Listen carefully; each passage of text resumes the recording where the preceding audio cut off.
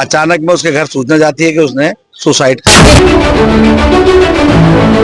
को घुमा फिरा करके जो बताया कि भाई आपके भाई ने जो है फांसी के फंदे से जो है सुसाइड कर लिया है। तो उन्होंने मुझे हत्या का कारण नहीं बताया। द्वारा यह बयान दिया गया है कि आपके भाई की मृत्यु हार्ट अटैक से हुई है।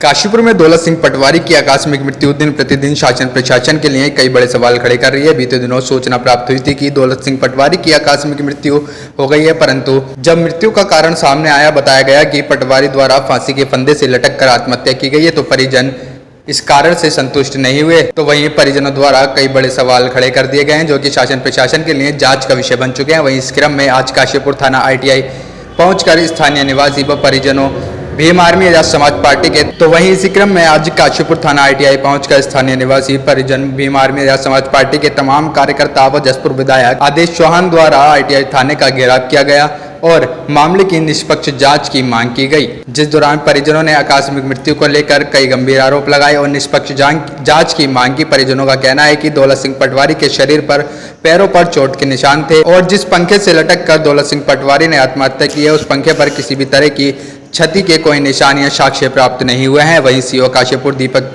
सिंह द्वारा बताया गया कि CO काशीपुर द्वारा बताया गया कि परिजनों को निष्पक्ष जांच का आश्वासन दिया गया है। वहीं स्थानीय परिजनों का कहना है कि 4 दिन की जांच का समय पुलिस प्रशासन द्वारा मांगा गया है। अगर जांच का परिणाम सामने नहीं आता है तो 5वें दिन स्थानीय लोग व परिजन विधायक आदेश चौहान के साथ व तमाम सामाजिक संगठनों के साथ ITI थाने में धरने पर बैठेंगे। मैं उनका छोटा भाई हूँ, ये उनके पिताजी हैं और ये इनकी माताजी हैं।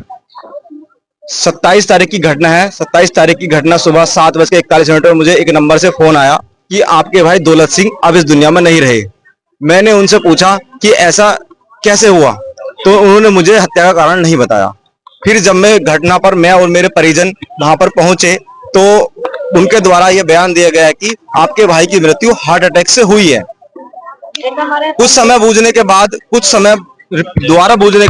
जब हमने उनसे पूछा कि सच्चाई आखिर है क्या, तो उन्होंने अपना बयान बदलते हुए कहा कि आपके भाई की मृत्यु, आपके भाई ने जो पंखे से लटककर आत्महत्या की है।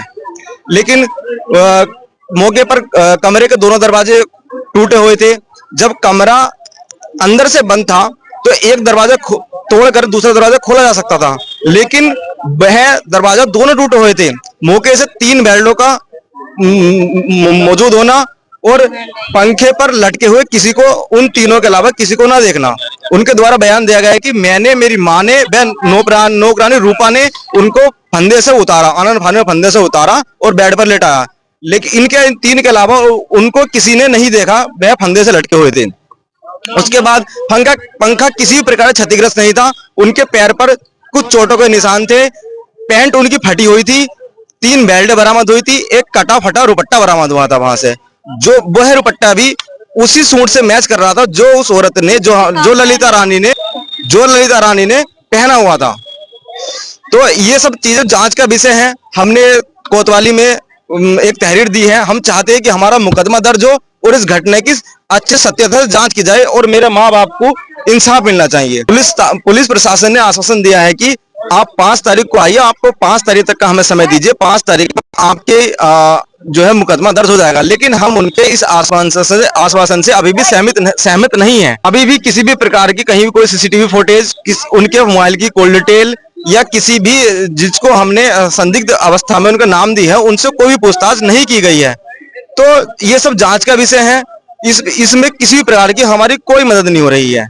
देखिए, हमारा क्षेत्र जो तालमपुर गांव के रहने वाला लड़का था, वो सब बाजपुर उसकी पोस्टिंग, वो अपने परिवार से अलग अपनी पत्नी के साथ, अपनी सास के साथ काशीपुर में निवास करता था। अचानक में उसके घर सूचना जाती है कि उसने सुसाइड कर लिया। उसके घर के आते हैं, लेकिन हमारी पुलिस से मांगे कि आप उसकी सही जांच करें कि उसने अगर सुसाइड भी किया तो क्यों किया, क्योंकि आत्महत्या अपनी मर्जी से कोई नहीं करेगा। उसको कोई ना कोई प्रताड़ना है। वो प्रताड़ना किसने की? उसकी पत्नी ने की, उसकी सास ने की, उसके दोस्तों ने की। मैं किसी पर आरोप नहीं लगा रहा हूं। मैं तो ये कह रहा हूं कि सही जांच कर उस दोषी को सजा मिलनी चाहिए, क्योंकि वो गरीब माँ बाप है, बीमार है। जैसा उसकी माँ ने बताया कि जब बच्चा उसका हुआ था तो वो यहाँ आई थी, उसको चोरी का आरोप लगा के उसकी पत्नी ने उसे यहाँ से निकाल दिया। तो उससे जाहिर होता है कि वो उसकी माँ को पसंद नहीं करती। क्योंकि वो गरीब परिवार से था, वो चाहता होगा अपने माँ बाप की सेवा करूं क्योंकि वो बीमार रहते थे। हो सकता है इसी बात पर वाद विवाद बढ़ता हो या कोई और कारण भी हो सकता है। तो सीओ साहब भी और हमारे जो इंचार्ज है वो भी थे, उन्होंने कहा है कि हम भाई 4 तारीख तक इसकी जांच करके और आपको उचित कार्रवाई करेंगे। विश्वास दिलवाया। मेरी एसएसपी महोदय से भी बात हुई है, एसपी अभय जी से भी बात हुई है, बात सबसे हो गई और हमने कहा कि हमारा मकसद ये नहीं कि किसी को दंड दिलाए, हमारा हम पक्ष है कि उस परिवार को न्याय मिलना चाहिए जिसका बेटा इस दुनिया में नहीं है और जो उसके लिए दोषी है उस पर कार्रवाई।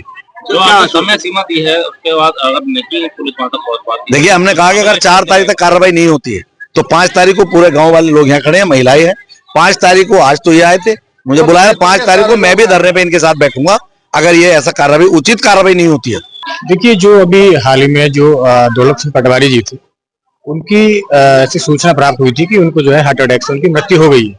और ये सूचना उनके जो वाइफ थी, जो उनकी जो सासू माँ थी, उन लोगों ने उनके परिजनों को बताया।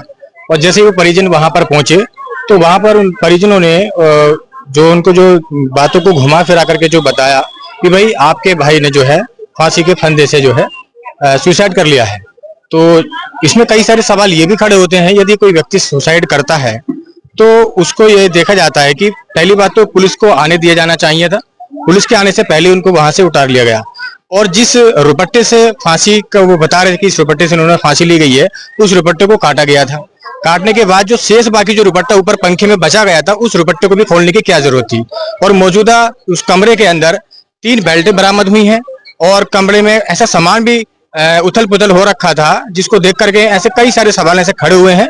उसी के एवज में हम लोग आज अपनी पूरी टीम के साथ और पूरे समाज के जितने भी लोग यहाँ पर हैं, आज उसकी पुख्ता से जांच कराने के लिए यहाँ कोतवाल साहब से मिले हैं और सीओ साहब भी यहाँ पर आए हैं। उन्होंने पूरा आश्वासन दिया है कि अगले 5 दिनों के अंदर इसकी पूरी जांच करके हमारे सामने पेश की जाएगी। और यही आशा और उम्मीद के साथ हम लोग यहाँ पर आए थे। उनके केस में परिवार वालों कुछ लोगों पे आरोप लगाए जा रहे हैं और जो भी उनके खिलाफ एप्लीकेशन लिख के दी गई है, उन एप्लीकेशन में जो भी तथ्य है उन पे जांच की जाएगी और जांच के खिलाफ के बाद जो भी निकल के सामने आएगा उस हिसाब से विधिक कार्रवाई की जाएगी। देखिए जो भी घटनाक्रम हुआ है उसकी शुरू से लेकर और खत्म होने तक जितने भी घटनाक्रम हुआ उन सभी की जांच की जाएगी। देखिए ये सब जांच का विषय है और जब जांच विश्लेषण होगा तो इन्हीं तथ्यों के आधार पर देखिए उनके खिलाफ जो एप्लीकेशन आई है, जिन पे वार आपका गया, परिवार वालों ने जो एप्लीकेशन दी है उस पर हम जांच करेंगे और जांच के बाद निकल के जो भी तथ्य आएंगे उसके हिसाब से कार्रवाई की जाएगी।